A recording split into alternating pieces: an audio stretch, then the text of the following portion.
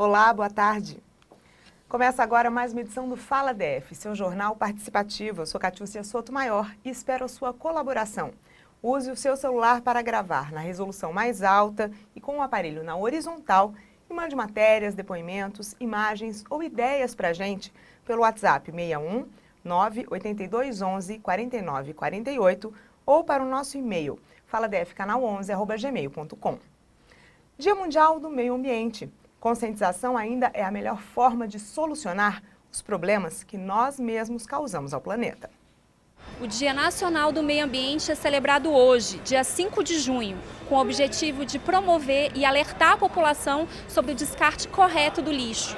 Tem a lata de lixo do lado, a pessoa prefere jogar no chão do que colocar na lata de lixo. Eu acho isso um desrespeito com o planeta. Eu acredito que teria que haver uma conscientização da própria população, né?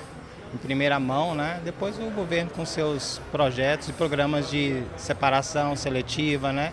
E outros meios, mas assim, a população em primeiro lugar, com a conscientização. É um dia para repensar atitudes e criar novas formas de conscientização para a melhoria de vida de todas as pessoas, pois um ambiente saudável é um direito e dever de todos. Cada um fazer sua parte, não esperar por um ou pelo outro para a gente começar a fazer, cada um fazer sua parte e ter sua consciência tranquila que fez o seu dever e cumpriu sua obrigação. Com a gente no estúdio, Adriana Ramos, a coordenadora do Programa de Política e Direito Socioambiental no Instituto Socioambiental, a maior ONG brasileira sobre o assunto. Adriana, todo mundo fala em mudanças climáticas, as escolas ensinam sobre reciclagem e reutilização, mas no dia a dia o cuidado com o meio ambiente é uma realidade ou ainda é uma utopia? Boa tarde. Boa tarde. Olha, infelizmente ainda é uma utopia. Embora a conscientização esteja crescendo cada vez mais, as pessoas estão buscando fazer a sua parte, a gente vê um esforço da sociedade nesse sentido, mas ainda falta muitas vezes informação sobre como a sociedade pode fazer e a contrapartida das políticas. Porque hoje, por exemplo, no Distrito Federal, se você tiver um esforço, por exemplo, de separar o seu lixo, que é uma forma de contribuir para poder mandar material para reciclagem e diminuir o volume, né, de material que é rejeitado. A gente não tem a coleta seletiva implementada, então não adianta você separar e você não ter a coleta adequada. Então, ainda falta um pouco integrar mais as ações individuais que as pessoas têm a disponibilidade de fazer, com políticas adequadas e com um maior engajamento mesmo das grandes empresas, que também muitas vezes deixam a desejar na sua parte. Quando você fala da coleta seletiva, muitas pessoas acham que estão fazendo certo, então, separando o lixo, mas isso no final não chega no lugar certo? Então, depende da região. Não existe uma política hoje implementada para todo o Distrito Federal fazendo a coleta desse material de forma separada para fazer a destinação separada. O que nós temos são os catadores de lixo reciclável, que têm um trabalho incrível, porque eles acabam fazendo autonomamente esse recolhimento do material, né? Mas isso não é uma coisa que está estabelecida. Então, muitas vezes as pessoas separam em casa e na hora da coleta os caminhões juntam de novo. E aí é um esforço maior dos coletores, dos catadores, de irem lá e separarem esse lixo, limpar o lixo para preparar o lixo para poder ser reaproveitado. Então, ainda falta uma certa integração dessas ações. Essa falta de controle também afeta a questão da água, né? A gente fala de mudança climática, fala de crise hídrica, vive isso, mas as pessoas também não têm controle nem conscientização de como resolver essa situação. Exatamente, porque a questão da água, por exemplo, no Distrito Federal, a gente viveu uma crise grande, né? Melhoramos a performance dos mananciais agora durante o período das chuvas, então a gente entra esse ano numa seca com menos vulnerabilidade, mas ainda assim com os mesmos problemas. Então, a gente tem nascentes desmatadas, o que faz com que a água, muitas vezes, não retorne para o curso d'água que tem que retornar. A gente tem um uso indiscriminado de água para irrigação, muitas vezes sem controle, né? No início da seca do ano passado, a gente viu várias matérias demonstrando isso, como havia roubo de água mesmo, as pessoas desviando o curso d'água para irrigar as suas propriedades sem a preocupação do uso coletivo daquela água. Além do desperdício que já acontece naturalmente. Então, muitas vezes a pessoa está em casa diminuindo a água do seu banho, né, economizando a sua parte, mas o que a gente vê no sistema como um todo é que ele não está feito, nem as políticas estão promovendo essa economia como um todo. É preciso haver um trabalho de controle do uso desse recurso, é preciso haver uma revitalização das bacias hidrográficas nas nascentes, para que a gente garanta a perpetuidade da produção da água, né? E é preciso o governo olhar, por exemplo, para os seus prédios públicos e buscar também otimizar. No ano passado, também no auge da crise de água, a gente viu, por exemplo, o estádio Mané Garrincha, né, com vazamentos e um desperdício de volumes de água absurdos. Então, ainda precisa ter uma responsabilidade com o uso dos recursos naturais por parte do poder público um pouco maior, inclusive para dar o exemplo para a sociedade, né? De todo modo, as pessoas não podem desistir nem parar de fazer essa economia em casa, né? A ideia é que a gente sabe que depende muito da política, depende do governo, mas e quem está em casa? Como que pode ajudar a controlar isso? Sem dúvida nenhuma, inclusive porque, como a gente sabe que a gente vive, né, muitas vezes um sistema que é muito difícil você esperar da política grandes soluções, aquilo que está ao alcance de cada um tem que fazer. Então, economizar no uso, né, e não deixar desperdiçar, não deixar ter vazamento, não lavar a louça com torneira aberta, não escovar o dente de torneira aberta, tentar aproveitar a água da chuva na época da chuva e fazer reuso da água. Ou seja, há várias formas que as pessoas podem dar a sua contribuição e cada um, quando dá a sua contribuição, também diminui a sua vulnerabilidade ao problema. Então, se cada um buscar, né, uma forma mais sustentável de usar, já é uma contribuição muito grande. Além dessa questão da água, que outras formas as pessoas podem ajudar com a reutilização, com a reciclagem? O Nuisa, por exemplo, vocês têm alguma estrutura para falar sobre isso dentro da organização ou outra entidade pode ajudar as pessoas que têm dúvidas? Eu acho que há algumas organizações aqui no Distrito Federal contribuindo. Se tem um fórum de ONGs do Distrito Federal também que reúne várias instituições. A própria Secretaria de Meio Ambiente tem um esforço, né, de promover alternativas. Agora vem aí de novo a Virada do Cerrado, que é um evento em que a Secretaria de Meio Ambiente traz uma série de exposições e de eventos para mostrar às pessoas como fazer, né? E já tem muita informação hoje disponível para quem quer procurar. Agora, acho que o Distrito Federal, inclusive, as pessoas têm sido muito proativas. Tem esse movimento das hortas urbanas, que ajudam não só a você ter áreas mais verdes, né, mas também contribui com a produção de alimentos sem agrotóxicos, o que é uma coisa muito positiva, né?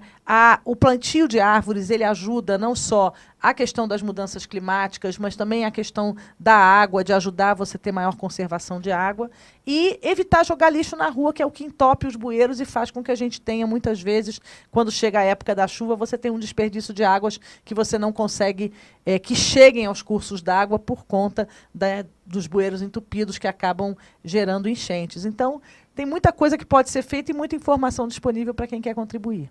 E qual que é a sua mensagem final neste Dia do Meio Ambiente para quem está assistindo?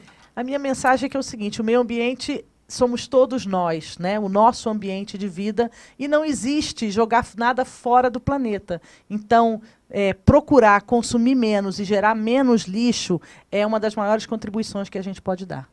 Muito obrigada, Adriana. Obrigada a vocês. E a gente volta no próximo bloco com outras informações para você, daqui a pouco.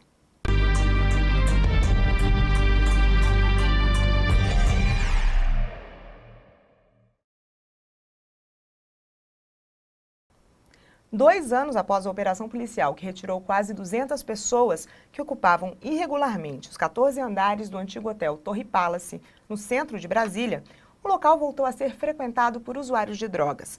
A invasão começou em 2015. Há 2 anos, em junho de 2016, uma operação da Polícia Militar concluiu a reintegração de posse do edifício. A área é particular, mas o governo disse que precisou agir porque o caso envolvia questões de competência do Estado, saúde pública, por exemplo. Clientes de outros empreendimentos do setor hoteleiro lamentam o fato dos usuários de drogas terem voltado ao local, apesar de o prédio estar com todas as entradas do térreo fechadas por blocos de concreto. Em vez de ou ao invés de? Hoje o professor Diego Amorim, nosso comentarista da língua portuguesa, não está em Brasília, mas tem algumas dicas para a gente, respondendo a dúvidas dos telespectadores. Olá pessoal, tudo bem? Aqui é o professor Diego Amorim, diretamente de Goiânia para participar do Fala DF. Peguei as perguntas que vocês enviaram e decidi gravar um vídeo aí para mandar para o jornal, porque essa semana eu vou estar meio out aí de Brasília para a gente poder bater um papo. Olha, primeira pergunta que me enviaram foi a Flávia. Flávia me perguntou o seguinte: professor, ela me perguntou sobre o uso de ao invés de e em vez de. Maravilha, Flávia, repara. Para eu usar ao invés de, obrigatoriamente eu estou dizendo o contrário do que eu quero. Por exemplo, ao invés de gastar, economize. Economizar e gastar são ideias contrárias. Para eu usar em vez de, o que acontece? O em vez de, ele significa no lugar de. Posso usar sempre. Tá na dúvida?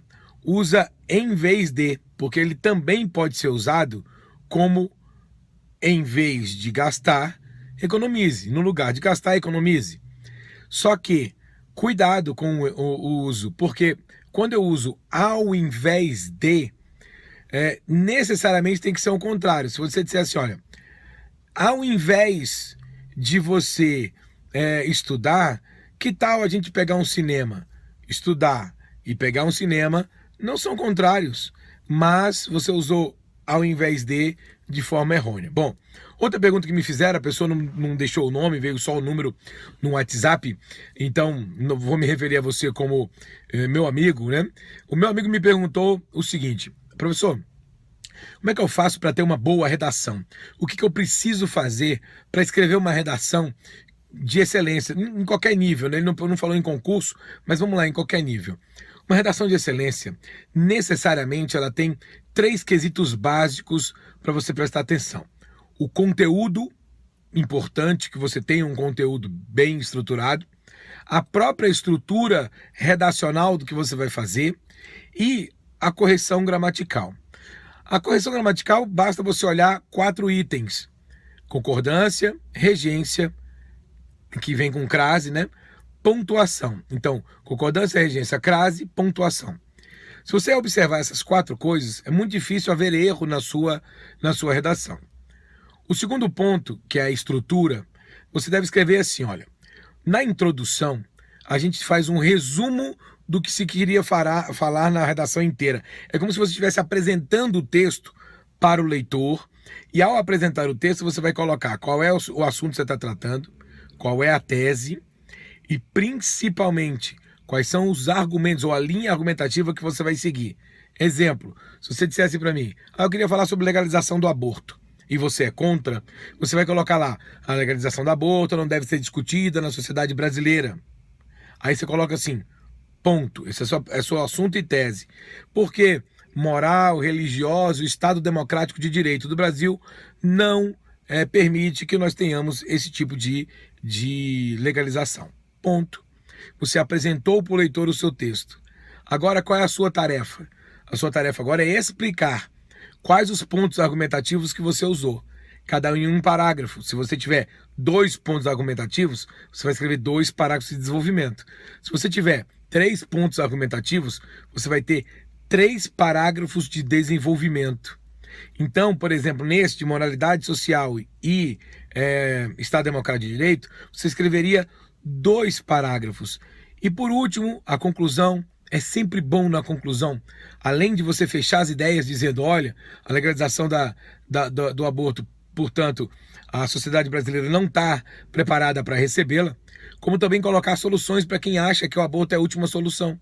Você vai dizer que há lugares em que você pode doar o seu filho, você pode participar de programas de conscientização, né, e ajuda a gestantes, ou seja, você pode criar soluções para o problema. Beleza? Então, olha só, eu vou me despedir aqui da Catiúcia. Catiúcia, obrigado, um abraço para você, pessoal aí do estúdio. também gostaria de dizer para você, mande a sua pergunta, manda o seu e-mail pra gente com a sua dúvida que a gente vai resolver daqui, tá bom? Até quinta-feira a gente se vê. Obrigado, beijo. Obrigada, Diego. E daqui a pouco nós voltamos com o projeto Beleza para o Bem.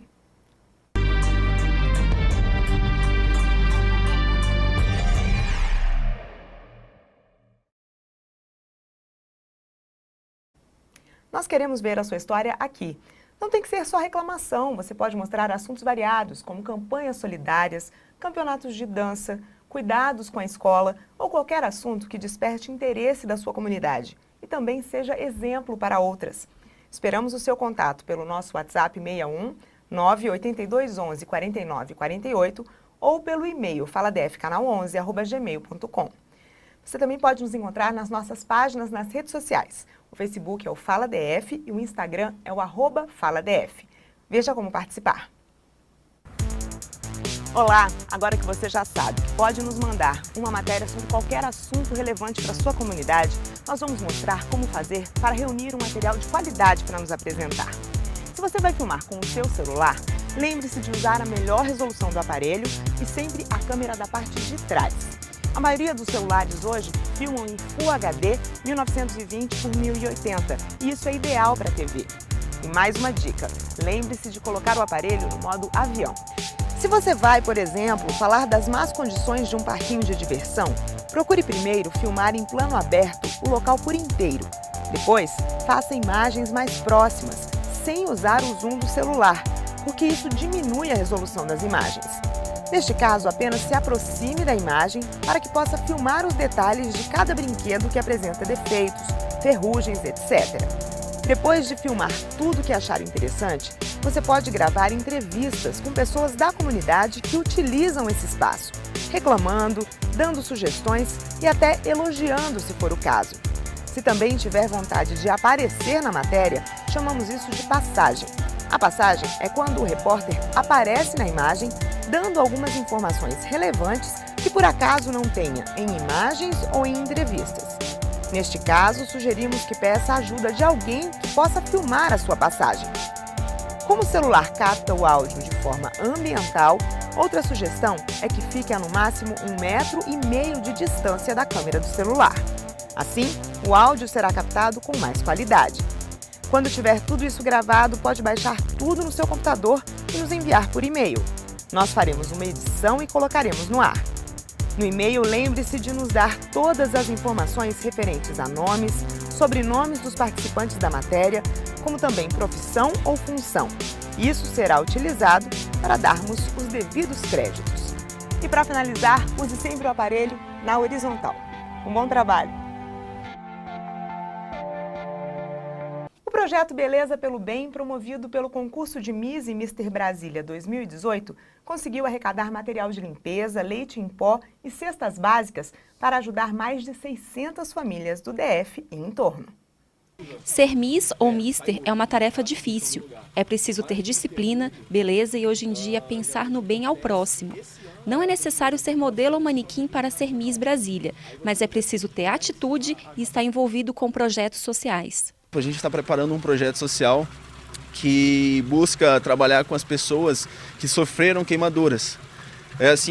Ultimamente tem sido uma causa pouco observada pela sociedade, não dando tanta atenção como merece. E aí nosso objetivo esse ano é justamente trazer visibilidade para essa causa a nível regional e a nível nacional, levando para o Mister Brasil. Fazendo um trabalho com esse pessoal por trás, ainda ser levantadas as necessidades do que realmente precisa ser feito e com isso separar e engajar as pessoas certas nesse movimento para a gente ter efetividade no movimento e causar repercussão nacional e internacional também. Este ano, o projeto Beleza para o Bem conseguiu arrecadar mais de 15 mil produtos de limpeza e cerca de 600 cestas básicas para a população carente do Distrito Federal. É um projeto que já tem 4 anos e tem como propósito trazer benefícios para a população de Brasília. Como modelo eu era só um cabide, eu entrava na passarela e hoje em dia eu sou porta-voz de alguma causa. Então isso mudou bastante na minha vida, eu sempre gostei muito de projetos sociais, sempre me identifiquei bastante. A minha mãe foi presidente de um orfanato há muito tempo, então quando eu era criança eu já tinha um contato muito grande com isso. E é o primeiro concurso de beleza que eu participo e eu tô achando muito legal, fiquei encantada com essa direção, que realmente é bem diferente.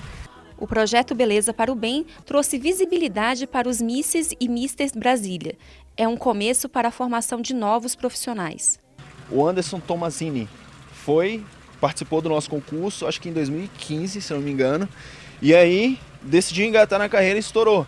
Olha o papel que ele conseguiu na novela, do papel de Xodó. As inscrições já estão abertas, então quem se interessou, pro ano que vem a gente pode até passar a coroa, a faixa para vocês.